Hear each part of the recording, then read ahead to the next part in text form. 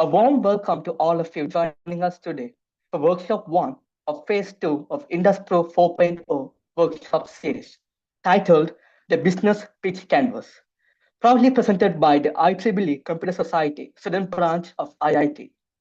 Before we get started, let's give a big shout out to our title partner, TWC Innovations, for their incredible support in making this workshop possible. Your collaboration plays a huge role in connecting students with industry professionals and providing valuable career guidance. We truly appreciate your support in helping us create meaningful learning experiences. Thank you so much, TWC Innovations. Now, we'll share a promotional video from TWC Innovations. Let's take a moment to learn more about our incredible partner.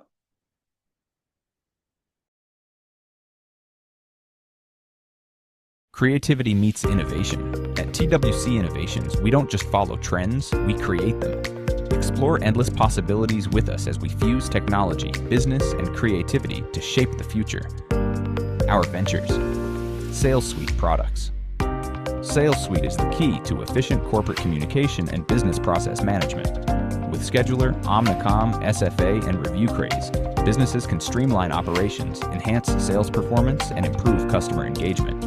Remote teams. Expand your team beyond borders. Hire top-tier experts from Sri Lanka and build your offshore dream team with TWC Remote Teams. Research and development. Our research-driven technology solutions help businesses stay ahead, transforming ideas into reality through continuous innovation. Why choose TWC? With a track record of success, we've helped businesses achieve a 100% increase in performance, serving many clients globally and locally and engaging over 50,000 monthly users. At TWC, we cultivate an open, innovation-driven culture where your creativity fuels success. We believe in continuous growth, offering competitive compensation, hybrid work settings, and professional development. Join the future with TWC. The future of technology is now. Let's build it together. Follow us and explore how we redefine possibilities. Visit twcinnovations.com.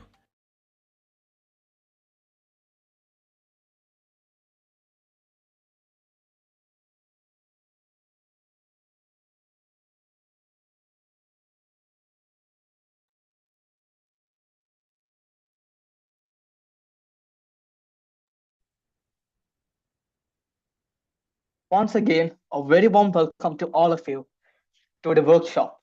Today is going to be a wonderful, informative workshop.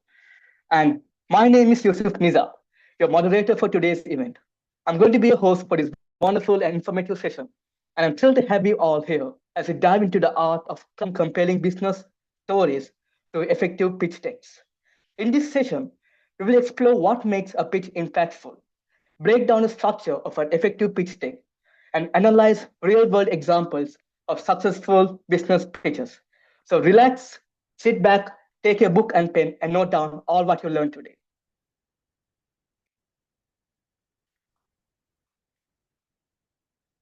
Feel free to ask questions throughout the session. Just scan the QR code on the screen and send in your queries and questions. We'll be answering them during the live Q&A session. So don't miss the chance to get your questions answered.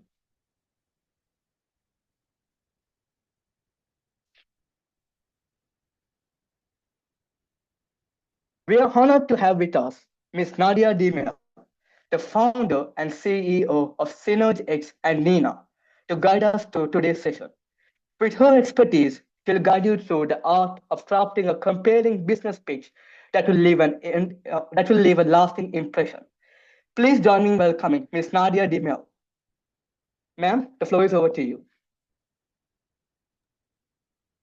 Hi, hope everyone is having a great weekend.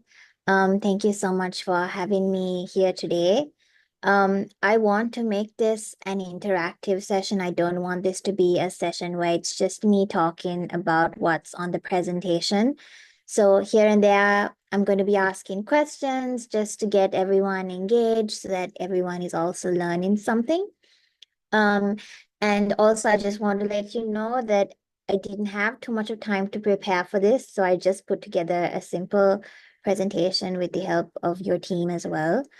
Just sharing some of the things that I have learned and just coming up with a structure that's easy for you to understand as well. So let me, of course, start by introducing myself. So my name is Nadia, just like the speaker mentioned.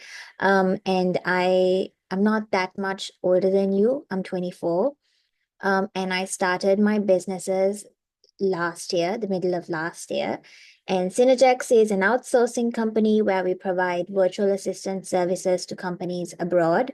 We basically help them expand their businesses through services that we provide. It can be customer service, social media management, digital marketing, anything that can be done virtually. We offer it to these clients living abroad so that they can focus on um, growing their business and forget about doing the annoying stuff like customer service and things. And Nina is a community for women, actually, that I started also last year, where it is a community that focuses on the professional and personal development of women. Things like how to thrive in your career, how to run a business, things like that we discuss. Even just today, we had a really great session with Anudi, the Miss Sri Lanka, where we spoke about confidence. That's just a bit about what I do. And in terms of sales, and why I'm here today is because I have more than 6 years of experience in sales and marketing. So I am very aware of the entire role of pitching to a client, what works, how to build relationships with clients, how to do things in a way that people would want to work with you or want to invest in you. And I know that a lot of you currently have projects that you're working on, probably looking for investors and things like that. So now that I am a business owner, I'm able to see why certain businesses turn down investment opportunities or what makes someone want to invest since I'm in the community. So I hope we have an engaging session and would really love for all of you to participate. This is a very open discussion. This is not me just telling you things, just feel free to ask questions or I'm going to be asking questions. So would really appreciate everyone's participation. Um, I'm just going to start sharing my screen. Mm,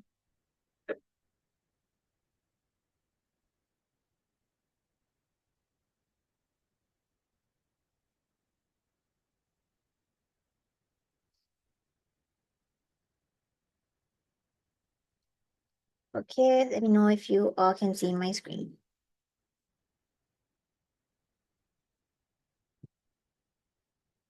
Oh, yes, ma'am, we can see your screen. Okay, amazing. Okay, so let's get right into it. First of all, the question I have to ask all of you is what is a pitch deck? What do you know? When someone says the word pitch deck, what comes to your mind? Does anyone know?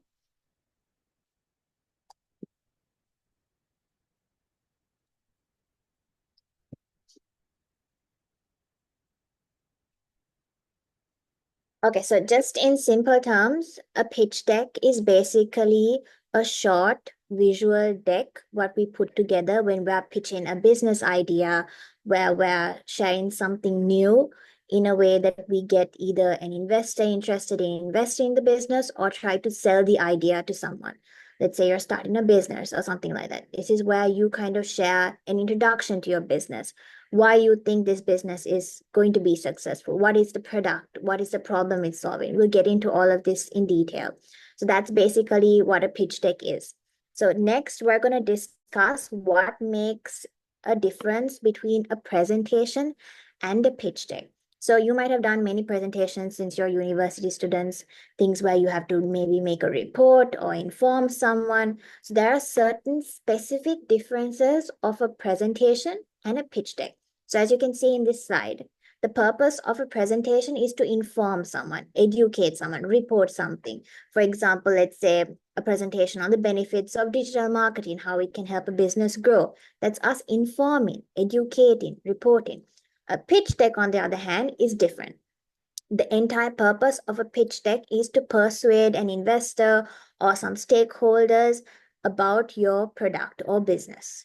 So when it comes to the presentation, the difference in the audience that we're targeting is usually an employee, customers, general public, But when it comes to pitch deck, it's obviously going to be an investor, a venture capitalist, or a potential business partner even. And the content also might differ, as you can see here.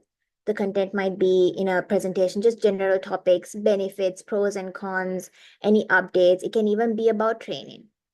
But when it comes to pitch deck, we're showing the market potential, why this business will be successful, what are the estimated figures, what we can expect from this business, how much this investment will benefit the business. All of that is shown in a pitch deck. The difference between a presentation and pitch deck is that it's also a pitch deck is quite smaller, shorter, very specific, very to the point, and it has a lot of graphics. A presentation, on the other hand, can be a bit longer with more information, more details. It can be actually quite long, like the presentation we're doing today. The difference between the presentation and pitch deck is also that the presentation is long and it's kind of informal or formal, but the pitch deck is made to persuade someone. So it's quite short, but easy to understand and to the point. That's the difference between the presentation and a pitch deck.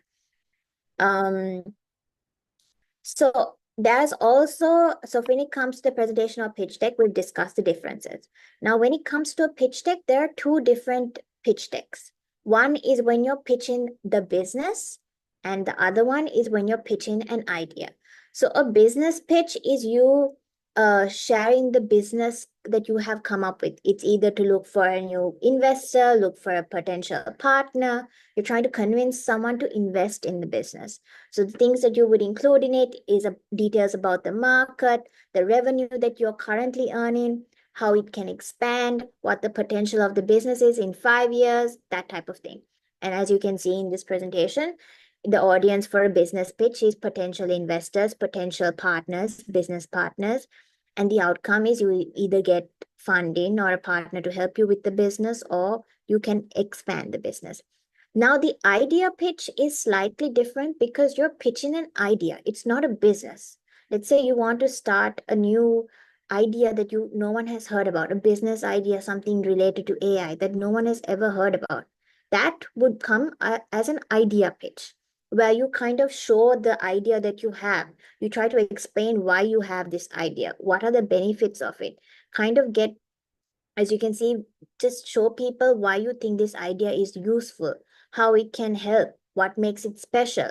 So this idea pitch is kind of to get the understanding whether people have a positive or negative idea about your idea. So it's probably what you do before you have a business, before you start producing something, kind of to get feedback. Let's say you want to start a company that specializes in AI courses, but it's just an idea that you have. You haven't started anything yet. So what you will do is you put together a pitch deck, which is an idea pitch deck, where you share about what your idea is, what your vision is for the business.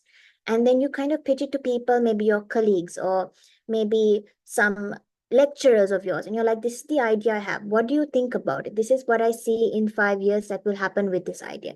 These are how many people that are currently taking AI courses. That's how you validate the idea that you have. A business pitch is probably you already have a product, you already have something in place, but you're pitching it to someone who can either invest in the business or kind of get a business partner. That's the difference between the business pitch and an idea pitch. So there's also, I mean, this is based on my experience. There are 3 types of business pitches. One is an investor pitch where you're trying to get funding. And the second is a sales pitch where you're trying to sell a product to a customer. The third is an elevator pitch. So the investor pitch is something that you maybe would show to an investor, show the potential money that they can make from it, why the business would be successful. So that is specific to an investor. What you show an investor, you're obviously not going to show a customer. It's 2 different things. So because of that, you need to have specific decks for each customer or each stakeholder involved, because then it's going to be much more effective. Because what the concerns an investor has is obviously not the concerns that a customer has. An investor would be like, if I give you $1,000, how will I benefit from this in 5 years? That's not going to be the same issue that the customer has. The customer wants to see what is the benefit of me buying this product. So it's very different. So because of that, there are different types of business pitch.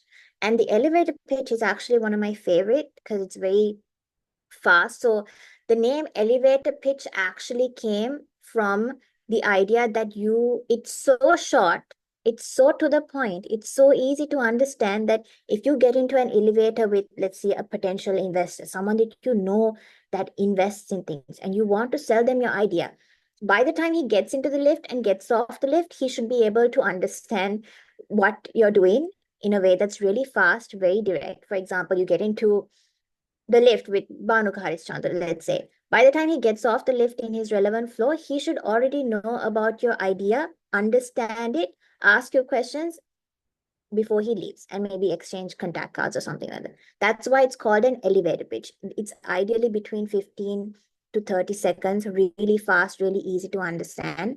But we'll get into that in detail later.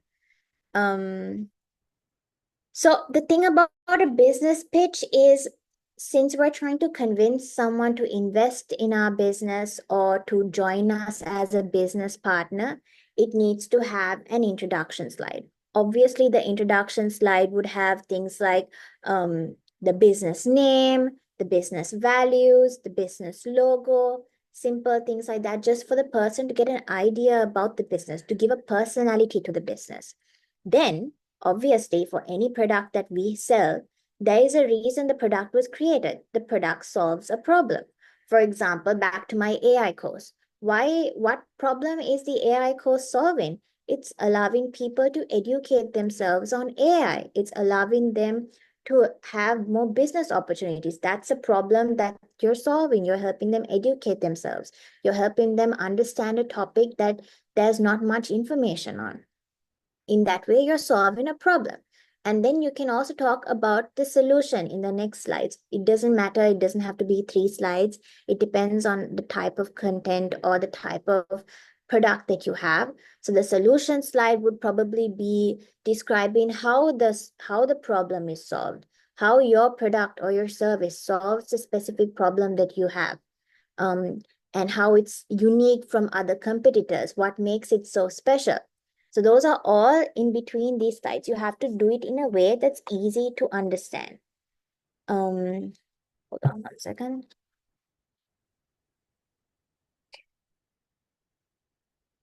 Yeah, so that's about the business pitch deck essentials. These slides are very important. Even if you miss any slides in between, make sure that you're introducing your business, you're showing the problem that the companies or other people are having, and how your product or service solves that problem. Another thing that you can include in your slides is things about the market size. For example, let's say AI. I don't know enough statistics about how AI is valued in the industry right now or in our country. But let's say you need to add maybe details about how the AI industry is going to grow in 5 years, why there is potential in this market. All of those should be included in this slide. So this TAM means target audience market. SAM is about the size of the market, and SOM is also about something related to that. So because of that, you're supposed to kind of share all of these details so that it's easy for them to understand what type of market, what type of potential is out there. So this is about the business model. So of course, there are different types of business models, and there's different ways in which you can kind of grow your business. So there's also, for example, when it comes to my outsourcing company, the business model that I kind of follow is a subscription model, just like the way Netflix charges a monthly fee. I charge my clients a monthly fee for the services that I offer. Let's say it's customer service, I would charge them a certain amount of money every month. So you have to be specific about the business model that you have and how much of revenue is recurring. If there's a project basis, let's say you're a company that offers project basis type of work, for example, doing a website or creating an app or something like that, then in that context, that's the project basis. That's not on a subscription model. So you need to be sure and specific about the type of pricing that you have and how consistently you charge the client. Because if it's a subscription model, then you have recurring revenue, as you can see here. And if it's something that it's on a project basis, then you might have to get clients on a monthly basis or every 3 months, get some new clients so that there's additional revenue. So like that, you kind of have to show how you're planning to get revenue and how you're planning to grow the business.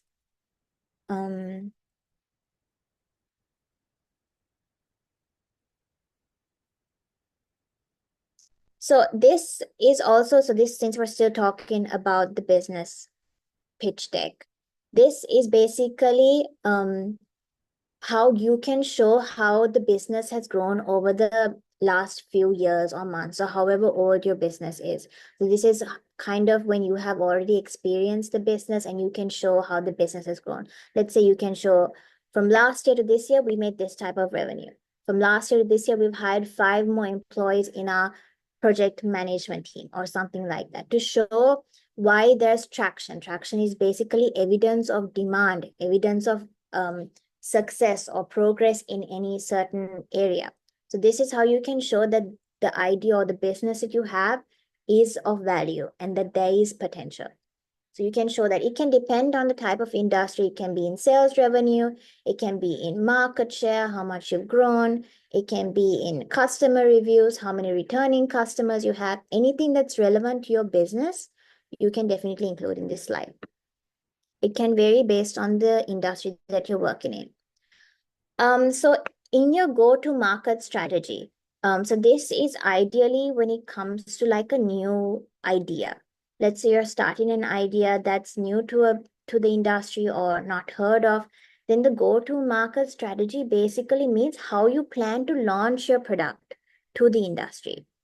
Let's say ideally when you talk about a go-to-market strategy, it's first you make a test product. You make like a very simple product. Let's say, since let's go back to the AI courses, you make one AI course and you launch it to a certain industry. Maybe you can launch it to the students in IIT itself and see how they respond and see how they respond, their feedback, what they like about the course, everything. Then you take that feedback, you make the adjustments, and then you send it again to that feedback circle in IIT or your friends or whatever, and then you make further adjustments. Then once you're feeling like you're ready to launch this course, then you can launch it to a slightly bigger area, maybe all the students in Colombo, whoever is interested in taking AI courses. Then you can launch it to the market. So there are certain test procedures that you have to do before you go into a market straight away. It's not very wise for you to take a new product and just launch it straight to the market because there's a chance that you might make a bad first impression. So it's best to test your product by maybe trying it in a small circle, even things like your cousins.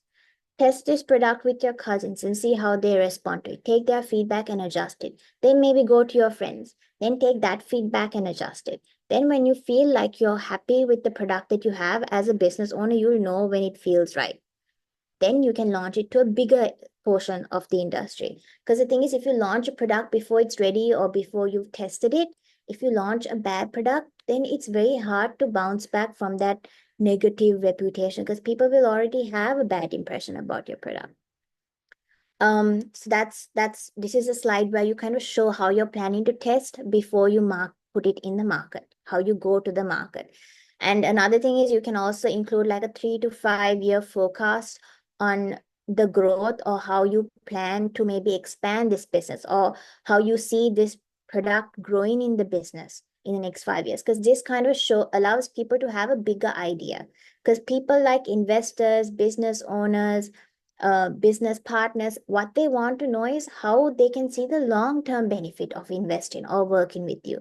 They don't really mind much about the next few months. They want to see if I invest my time, my money, and my effort now, what will I get in 3 to 5 years? That's how they would think.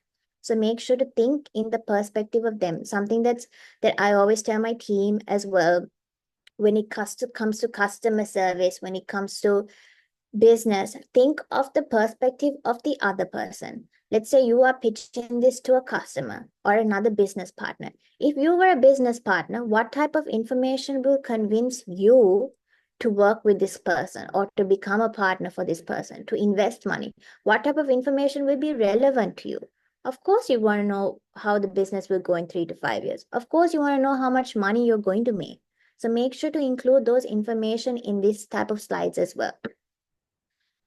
Um, so yeah, this also comes down to like more of the financial figures. Now we spoke about the qualitative things, what makes a product unique, how you plan to go to the market. Now this slide is just basically about numbers, how much you think it's going to cost, how much of money you might be saving by trying different alternative methods, how much you're going to invest in certain areas. Let's say you started a business, but you want to, let's say you started the AI course business and you started it with one course, how much you're going to invest in trying out other courses as well. If you don't have enough capital to start up on your own, if you're going to borrow money from a bank or borrow money from someone else, how much you're going to include in those borrowings as loans and how much you're planning to make. So all of these need to be included in a business pitch because they need to know how the company is more likely to do financially. And it's best to be honest about it because um, especially when it comes to business owners, they know, they have a really experienced idea about how much it costs to run things, how much it costs um, to sell certain products, to make certain products. So be straightforward about it. You, if you're borrowing money or if you're taking a loan, it's okay to be specific about it because a lot of people have started businesses by taking loans, have started businesses by investing too much on the wrong things. But that's okay. Be open about it and share it and show how you're planning to recover from these loans, how you're recovering from these costs, and how you're planning to make a profit or a positive cash flow. All these could be included in this slide. It doesn't necessarily have to be 3 to 5 years.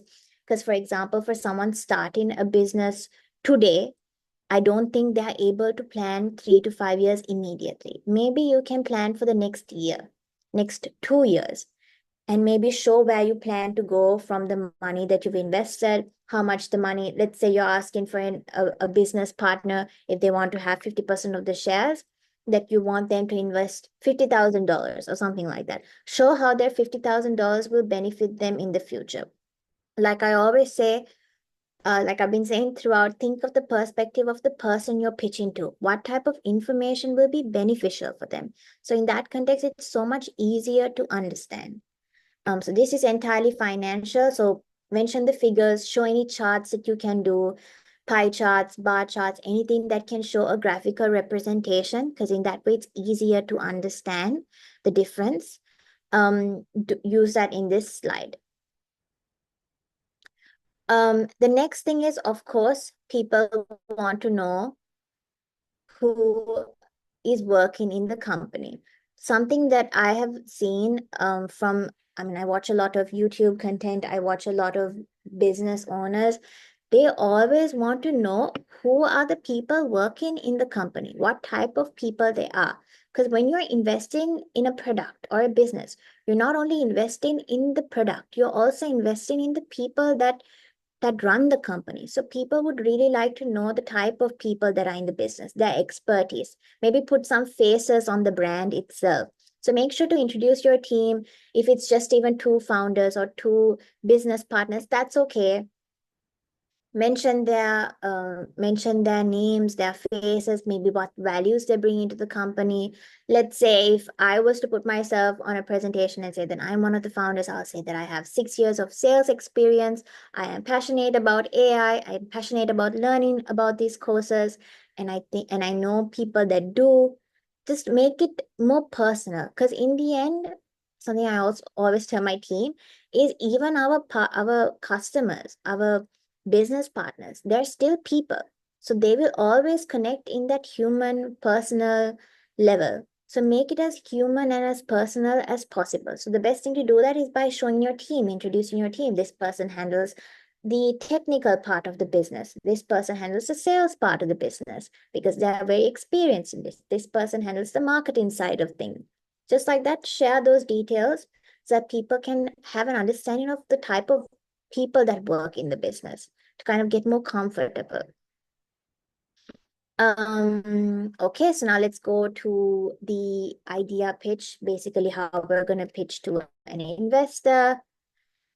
So like I mentioned before, you need to understand what the investor would be interested in. Let's say you're getting someone like, I'm just going to keep using, say, someone like Bhanuka Harishchandra. He is very to the point and very detailed. He wants to know how the business is capable of growing, how much how much of money they can invest and get in the long run. So those are the types of things that you need to consider when you're making a business pitch. Focus on metrics, like I mentioned before. Quantitative information is very important. Highlighting the team's capability, just like we discussed, and show the problem solution fit. So, of course, as always, for anything that we do in terms of business, we are trying to solve a problem. For example, when it comes to my outsourcing company, this problem that I am solving is that most business owners in foreign countries, especially developed countries, don't have the time to maybe look into social media marketing or look into customer service because they're focusing on making more money for their business.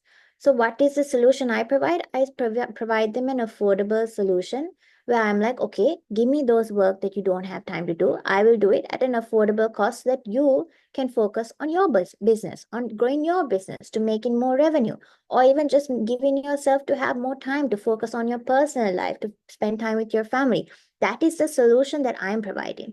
So be very specific. And I don't know if you know who Alex Hormozy is. He always talks about saying or speaking in a way that's easy to understand. We often try to do this thing where we use heavy words like heavy fancy words, and it's sometimes really hard to understand. Make sure that your pitches are easy for even a person in grade 3 to read and understand. Because the easier it is for you to understand, the easier it's more likely for them to keep that information in their head and remember it to even be interested. For example, if I was using heavy words and fancy words and using extremely uh, sophisticated examples, you might find it very difficult to understand what I'm trying to say. So because of that same way, just like that, investors, especially business partners, they're all very busy people that have 100 things going in their mind. So if you're going to use fancy words and things like that, it's going to be very difficult for them to maybe pay attention or understand. They might easily miss things that you mentioned. So make it very easy to understand. When you're describing about the problem, say that, for example, if it's me, I'm like, I just want to help business owners have more time to grow their business or spend on their personal life. I'll take the work that they are uncomfortable doing and make it easier for them. That's the problem I'm solving. Isn't that easy to understand? If you were a business owner, wouldn't you understand that rather than me saying, I provide virtual assistants, I do social media marketing. It's easier for me to say that I basically take the uncomfortable work and allow them to focus on growing their business. So just like that, use words that are easy to understand. And like I mentioned, highlight the team's capability. Let's say you have 3 co-founders. One person specializes in this aspect. He won the award for this. He specializes in this. He loves to do this in his free time. Highlight the team's capability, what skills and strengths they bring to a business. Because obviously, the strength of the team is what makes a business successful as well. So knowing that there's a great, strong team behind the business or behind the idea, it probably definitely carries so much more value.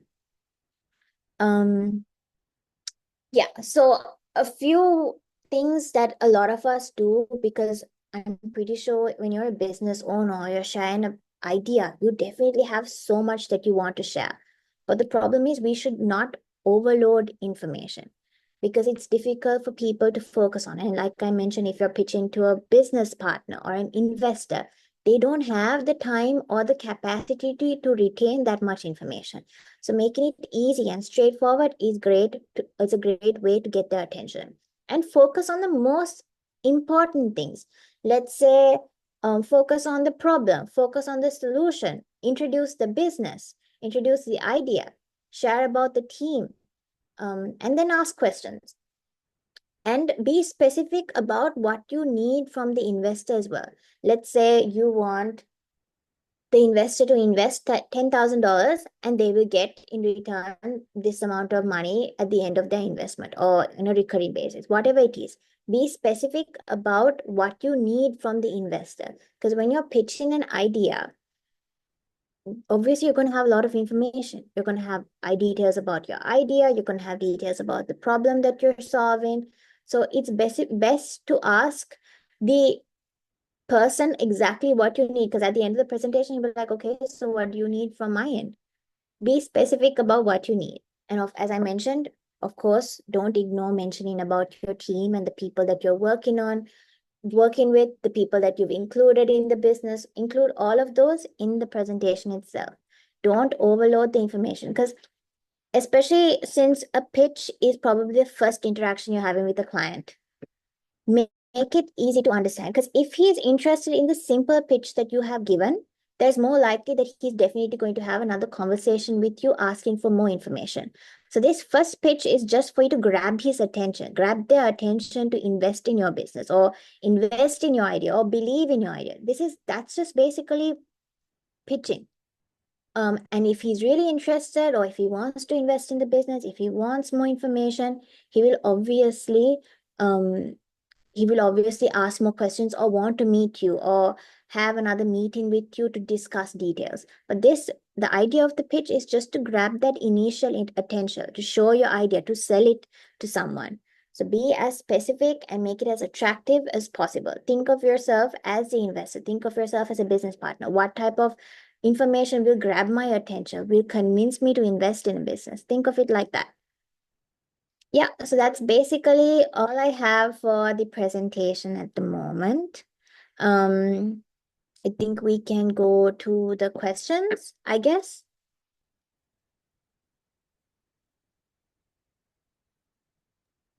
Yes, ma'am.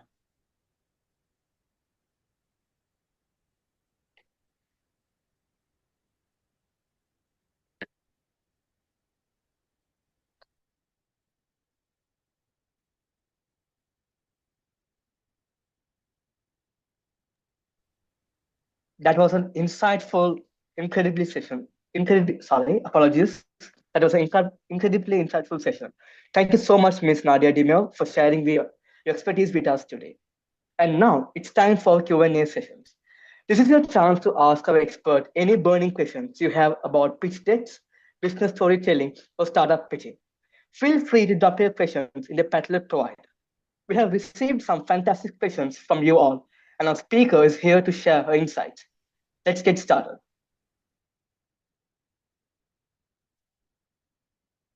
Should I read out the question and just go? Okay, so the first Yes, question. ma'am. Whatever suits you. Yes, ma'am. Whatever Okay. suits you, we can go with that. Okay, so the first question is, what is the best way to start a pitch? That's actually a really good question. Something that I've also learned that is very beneficial when you're pitching is to have like the art of storytelling. Like um, let's say you have an idea and you made this idea because you personally experienced that.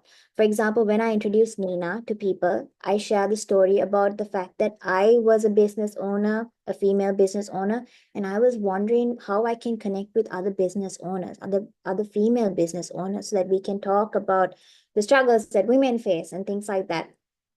And so whenever I talk about Nina, that's how I bring up the story, how I bring up the idea. So like that, you can either start with maybe a story about how it started, something very specific and easy to understand. Or you can also straight away just go into talking about your business. This is what we do, this is how we started. This is how I started with my friend or something specific like that. Because it depends on whether this is a business pitch or an idea pitch. So a business pitch, definitely you have to introduce it with the business itself. If it's an idea pitch, I think you can maybe share how you started with your idea. Because like I mentioned before, we are connecting with people, even if it's a customer or an investor, it's a person. So what would make a person connect with you and your business? Probably a story, something that they can relate to. Now, when I talk about Nina, other girls are like, yeah, I agree with you. I feel the same way. It's something that I've experienced as well. So like that, that's also a great way to start your pitch. Um, I don't think there's anything perfect to start a pitch, no perfect way as such, but that's just one of the suggestions that I have to give you. The next question is, how do you simplify complex ideas in a pitch? So like I mentioned, the pitch is basically how you grab that initial attention. You don't have to share all the information that you have. It's just the first stage of like getting someone's attention. For example, um, when you like someone or when you have a crush on someone, the first way you can get their attention is by saying hi or something like that. You're not going to be like hi and tell your whole life story and these are what I'm good at, this is what I'm bad at. No, probably just going to start with a hi, this is what I do, what do you do? Something very simple, very straightforward. Just like that, be very simple and straightforward and say it in a way that's easy to understand because you have to, it might be tough, especially if you have a very complex technical idea. It might be very tough to kind of simplify it because if it's a technical product, I'm pretty sure there's a lot of technical capabilities or features that you want to share about. But try to make it as simple as possible because then it's easy for whoever you're pitching to understand. And like I mentioned, keep it simple. If the person who's interested has more technical questions, highly likely if they're interested, they will definitely ask you. You don't need to throw that information on them. For example, if you're in a lecture and you're doing, your lecturer is teaching you something, when they throw a lot of information on you, isn't it hard to understand? But if the lecturer maybe tells you, here are the 5 reasons you should start studying this, or here are the 5 things that we're going to cover in today's subject, isn't that much easier for you to understand? So just like that, simplify it as easy as possible. And now we have AI, we have ChatGPT. If you have a complex idea, you can literally put it on ChatGPT and be like, hey, can you make this simple so that my investor could understand what I'm trying to say in a way that shows all the important features? Definitely you can do that. The next question, if I have an idea for a tech startup but limited resources, what practical steps should I take in the first 3 months to validate my idea and attract potential investors? Mm, if you mean by resources, I'm guessing you're talking about money. That is a tough question. But what I would say is you might need to have a product, some dummy product even. So like I mentioned about the AI course, let's say you want to have an AI course platform. You don't need to have the whole platform. Just have one AI course to convince someone about the value of it and then pitch it to potential investors if they're interested or if they think it's a beneficial idea, they will definitely invest. But it depends on the type of tech startup, but I would suggest to not go all out. Do one thing and pitch it to someone and see how they respond to it. If you have limited resources, you might have to find some support, maybe save up some money. Because let's say for me, when I started my business, it was entirely my money. I had saved up enough to do a website, to hire a small team, to register the business. It did it from my own money. It took a while to save that money, you know. But if you have a really good idea and doesn't include a lot of investment, I think it's really great to have like a sample product and pitch it. And when you say um, what practical steps you take in the first 3 months, I don't think you can put it down to a time period. It kind of depends. So I would say to be as prepared as possible, to do as much research as possible, to have a very straightforward plan. Let's say I need 100,000 to make this product. How do you plan on making that 100,000 to start working on the product? Have a plan like that because it's easier for you to understand and give you a better sense of direction. Um, that's what I would recommend. It's very difficult to find support in Sri Lanka, but there are also certain institutions. I think ICTA supports a lot of business startups. They do give funding. So maybe ask around, do some research, what type of businesses would invest in this. And there are competitions sometimes where if you win, someone will get 100,000 investment or something. Keep your eye out for things like that. Ask fellow business owners in the tech industry. I don't work in the tech industry, so I don't know what works, but you might know someone or have someone on LinkedIn that might be able to help you or give you some ideas. That's what I would recommend. The next question is, I love doing a fashion brand business as my side hustle. How much will the market be worth it? That's a bit tough because if you think about it, the fashion industry in Sri Lanka is very competitive and it depends on the type of fashion that you're trying to sell. Let's say if it's clothing for women, there are some big competitors like Mimosa, Shane, G-Flock. They're huge. So if you are going to start a clothing business, you have to probably start something that's a bit different, or start something that is that's not already in the market. But then again, when it comes to girls' clothing, if a girl really likes something, they will buy it. So you have to think about it in that context as well. But when it comes to boys' fashion, I think there's a lot of competition as well. And when it comes to active wear, there's a lot of competition, but it kind of depends. I'm not going to tell you that just because there's competition that you shouldn't do it. Don't. That's not what I'm saying. I'm telling you to try it anyway. But I'm just saying that if you are to do that, you have to see how you can make your business different to Shane or different to Mimosa. Is it the fact that you're going to do different branding? Is it that you're going to target workwear only, or are you going to target everyday clothing? Think of it like that and be very specific.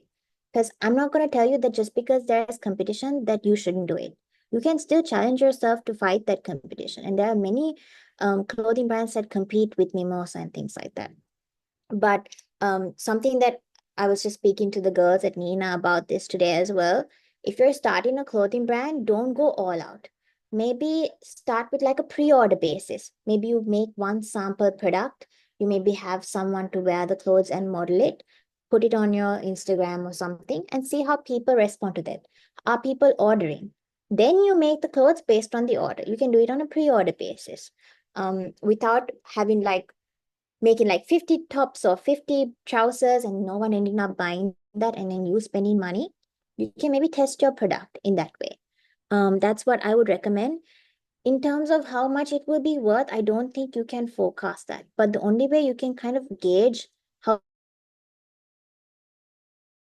say you make one dress and you post it on your social media and say that you're open for pre-orders. One person might order a dress today, two people might order it tomorrow.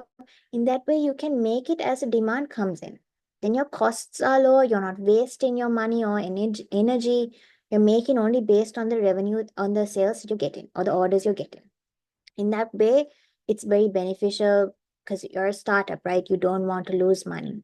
So in that way, you can also see whether people would buy your clothes and if people would return to buy your clothes. So that's what I would recommend. When delivering an elevator pitch, should I start with the problem or solution first? What approach is more effective in capturing the audience attention? That's a really good question, actually. I think definitely you should start with the problem. Because if you say about the solution, I don't think they'll understand. So, for example, I would say, hey, if you're a founder, I'm pretty sure you're finding it hard to maybe come up with the time to grow your business because you also have to do your HR and marketing. What about I do those HR and marketing job for you and you focus on revenue generating alone? Simple, very easy to understand. That was not the best elevator pitch, but just to give you an idea, come up with something, maybe 30 seconds would be ideal. 30 seconds to 45 seconds would be ideal. Start with the problem and go to the solution and also go to ask, is this something that interests you? Can I share my business card with you for us to catch up over coffee or something like that? So that we can discuss this in detail. So basically go problem, solution, call to action, basically, what you want from them, to connect with them or to drop your message to see if they're interested or to give me a call if you want to discuss more about this. Put the ball in their court. And I would recommend you to have either a contact card or like those contact cards that you can have on your phone where you can maybe scan a QR code and you save the person's information. You can also do that. Have a contact card with you. It doesn't cost that much. You can get about 100 business cards for like 1,500, 2,000 bucks. Keep it with you with your branding, the company name, your phone number, your email address, so that you can just give it to someone even if they're in a rush. And they have your contact number if they want to reach out. What do investors secretly care more about more than they admit? I think, to be honest, if you're an investor, you're going to be very straightforward about what you want. What do you want? You want to make more money. Simple as that. No one's going to care about your business because they care about you. No, they're wondering, how is this going to make me money? How is this going to add to my existing portfolio? So the truth is they want to know how much money they're going to make. If they're going to invest $50,000 in you, they want to know where that 50,000 is going to take them. Is that 50,000 going to take them to 1 million in 5 years? Great, then I'll invest it. But if it's not, obviously they're not going to be that interested. Whom do we call angel investors? That's a really good question. From what I know, in my experience, angel investors are, I have heard it mostly in like things like um a lot of CSR projects. But basically, an angel investor is someone that kind of comes on board on the early stages of a business because I mean, that's why it's called angel. It's because the business is not yet secure, the business is still very new, and they have no company assets, nothing to do. So basically, an angel investor is someone that comes on board for your business on the very early stages and kind of help you to grow your business. They can help you in the terms of financial aspects, or they can help you in the terms of maybe connecting you with the correct people and things like that. I think they call you angel investors. It's because they help you at a time that nobody really wants to work with you. Because when you're a new business and you don't have any assets, you don't have any customers and things like that, it's very hard to convince someone to come on board, right? So when someone comes on board when you don't have all of that, but still wants to support you financially, I guess you can call them an angel. That's just my personal opinion on that. Is it possible to get investors from abroad for a startup from Sri Lanka? Definitely. Vanuka's first few investors were foreign clients. Um, so definitely you can definitely get them, but it depends on the type of product and the type of investor. But definitely you can definitely get foreign investors to invest in your product. Have you seen a non-traditional pitch, maybe a no slide, a demo, a story that has worked out amazingly? Um, Not really. I went for this seminar once where it was also about pitching to investors. He had like a 4 deck pitch where he showed the problem, the solution, what he needs, and how he thinks the business will be successful. It was very straightforward, very easy to understand. It was just basically text, and he kind of spoke on each of the things that he discussed in the presentation in a story format or something that he learned, or spoke about a personal experience. In that way, it was very, very engaging and very easy to understand. But I haven't really seen any non-traditional pitches per se. But I did hear Banuka's elevator pitch at a Spike event once, where it was really great. It was very to the point. He looked like he had rehearsed it. I'm pretty sure everyone asks him what he does, so I think he's gotten used to kind of sharing it. But yeah, but if you want to make your pitch unique, you might have to work on it specifically. Maybe put together some ideas and maybe simplify it and maybe put it on ChatGPT and be like, how can I make this easier to understand, fun? How can I make this more attractive? And I'm pretty sure ChatGPT will give you some really good suggestions. Um, because when it comes to me, I very rarely have to pitch my businesses to clients because it's mostly customer service and social media management is very easy to understand. But I work at Newswire. That's my 9 to 5. So I sometimes have to pitch the products that I sell to brands like Hutch and Dialogue. So in that way, those slides are a bit long because we do provide a lot of advertising opportunities. So in that way, I make it like just a picture and a small description about what the picture is about. Let's say if you have watched then if you follow Newswire on social media, you can see on our social media post there's a branding strip at the bottom of each news update. Um, so just like that, I kind of show screenshots of that and I explain to that because a lot of people know about it. So just like that, it depends on the type of pitch that you want to do. For example, something like the Newswire deck definitely can't be a one slider. It had to be more informative. But if you're sharing just an idea, I think you can definitely come up with a 1 or 2 slide. Depends on what you're trying to do. But use your creativity, try different things. Like I always said, also test your ideas. Let's say you make a 5 page pitch. Pitch it to your mom and dad and be like, do you understand what I'm trying to say on this pitch? Is it easy for you to understand? Are you confused about how I went from this slide to this slide? Then you're able to see it from the perspective of someone else.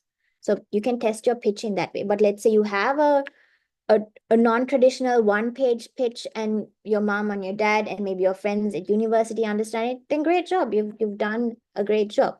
So I let test your ideas and see what works. There's no straightforward, great way to do things. You just figure things out as they go. If we're starting a business, which field do you recommend to start in according to Sri Lankan economy now? That's a tough question. I don't know really, but I know that the educational industry in Sri Lanka is quite lucrative. Because education, it will never go out of style, right? People will always need to educate themselves, especially with new technology coming in. People want to be more educated and start working on different aspects to be more skilled, to be more educated, to get better job opportunities, to stand out from um, a group of applicants. So I think if I had to make a recommendation, it would be education. And I don't know if you know that there's a Sri Lankan company called Metana. It's run by I think Harshana Gunavardhana. I don't know.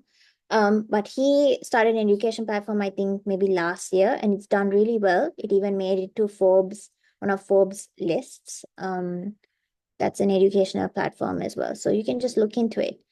Um, what's the hardest lesson you've learned about pitching? The thing is, when it comes to Newswire, because the pitches that I have are a bit long, because I kind of have to talk about the most important products, sometimes you can see people lose interest or they get uninterested. So I think keeping people's interest or keeping the conversation going is very important. Making it easy to understand and keeping their attention it can be tough sometimes depending on how you pitch, especially if it's online, you will definitely lose their attention. So if you're meeting someone to pitch a business idea or going to make a business partner, I would highly recommend you meet them physically because that connection is so much better than an online connection. So I think that's one of the issues. How to find manufacturers for a startup business in clothing. That I have no idea about. I'll tell you that honestly. That you might have to do some research. Because I don't know many people in the clothing industry, especially, but I know that there are certain factories in like Maharagama and that area that you can probably take a space in their factory and maybe get your clothes done through the same manufacturing industries. I think Mimosa is run by one of the people that own one of the biggest garment factories in Sri Lanka. So you can maybe get your clothes done through them, but it depends. I genuinely don't know enough to tell you that. You might have to do a bit of research or ask fellow clothing business owners. You can reach out to people on LinkedIn. There are some business owners that are very helpful in sharing their advice. So it's just a matter of reaching out to the right people, and finding those details. But yeah, that's mostly what I have to say. Thank you so much, ma'am. And my dear participants, we appreciate all your thoughtful questions and extend our gratitude to our speaker for her insightful answers. We hope this discussion has offered valuable guidance for creating an effective business pitch canvas. On behalf of IEEE Computer Society and all participants, we extend our heartfelt gratitude to our speaker, Ms. Nadia De Mel, for sharing her expertise and providing invaluable guidance today. Your insights are very truly inspiring, ma'am. Thank you so much for being a part of this event.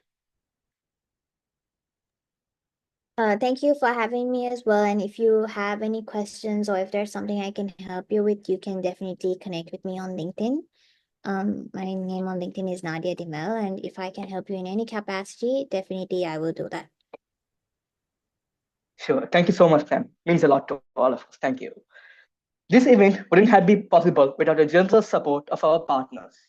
We would like to extend our sincere appreciation to our title partner, TWC Innovations, for their invaluable contribution in making IndustPro 4.0 a success. We also extend our sincere gratitude to our knowledge partner, IFS, for their invaluable contribution and collaboration. Before we conclude, let's capture this moment with a group photo. I request all of you to please turn on your camera for a quick snapshot. It will only take a few moments and it will be a great way to remember today's session.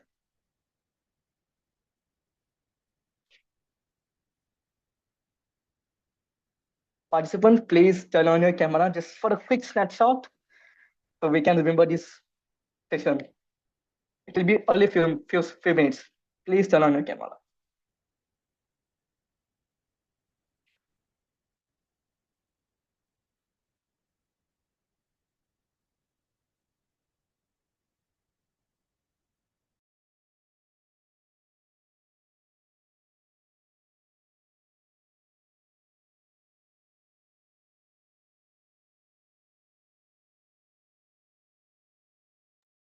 We kindly request all participants to please turn on their videos for a quick snapshot.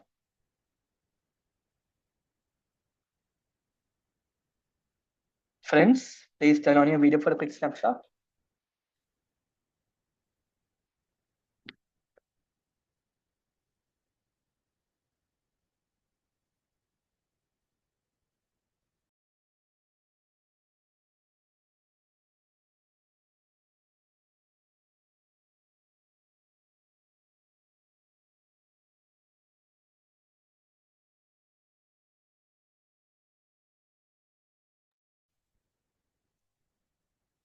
Thank you, my dear participants. A huge thank you to our amazing speaker for sharing expertise and to all of you for actively participating. Your enthusiasm and engagement made this workshop a truly impactful experience. Make sure to follow us for updates and stay connected with our community of tech enthusiasts. Thank you once again for being part of Workshop 4, the Business Pitch Canvas. We look forward to see you at our upcoming session, Venture to Startup. Take care and have a fantastic day. See you soon. Thank you so much. Thank you. Have a great day. Thank you so much, ma'am.